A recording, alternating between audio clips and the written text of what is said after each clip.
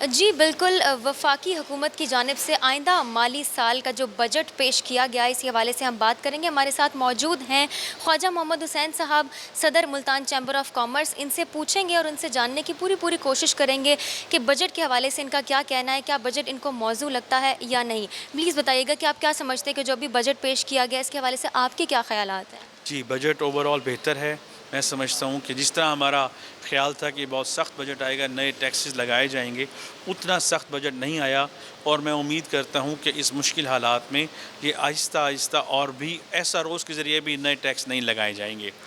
اس میں جو اچھے اقدامات کیے ہیں وہ گورنمنٹ نے سیلریز میں اضافہ کیا ہے 15% کا، زرعی مشینری کی امپورٹ پر سیلز ٹیکس، ہر قسم کی ڈیوٹیز معاف کی ہیں،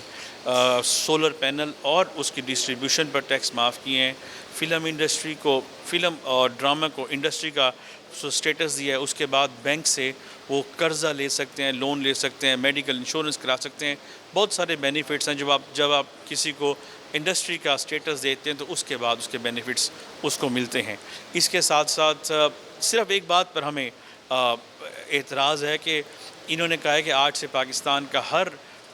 CNIC ہولڈر ٹیکس پیئر ہے، تو جو 18 سال 19 سال 20 سال کا بچہ ہے یا جس کی انکم نہیں ہے وہ ٹیکس ریٹرن نہیں بھرے گا، تو اس کو پھر FBR کے انسپیکٹرز آ کے خوف زدہ کریں گے، دھمکیاں دیں گے اور ہیرس کریں گے۔ اس پہ اوپر ہمیں تفصیلات ابھی سمجھنی ہے کہ وہ کیسا ہوگا۔ اسمال ٹریڈرز پہ فکس ٹیکس ہمارا شروع سے ایک ریکویسٹ تھی، وہ انہوں نے ایکسیپٹ کی ہے، اور اب انہوں نے کہا کہ بجلی کے بلوں میں آپ کو ایز پر آپ کے جتنے کا بل ہوگا اس میں آپ سے لیا جائے گا 3,000 روپے سے لے کر 10,000 روپے تک، اور پھر FBR آپ سے سوالات نہیں کرے گا۔ یہ بہت اچھے اقدامات ہیں۔ ٹھیک ہے خواجہ صاحب، میں آپ سے یہ پوچھنا چاہوں گی کہ عوام کی جب ہم بات کرتے ہیں، بیکاز عوام کا ریلیف جو میں سمجھتی ہوں کہ اہم کنسرن ہوتا ہے، تو آپ کیا سمجھتے ہیں کہ عوام کو یہ بجٹ عوام دوست لگے گا، واقعی لگے گا کہ ان کو ریلیف ملا ہے یا نہیں؟ بیکاز یہ ان کا پہلا کنسرن تھا کہ بجٹ عوام دوست ہے یا نہیں۔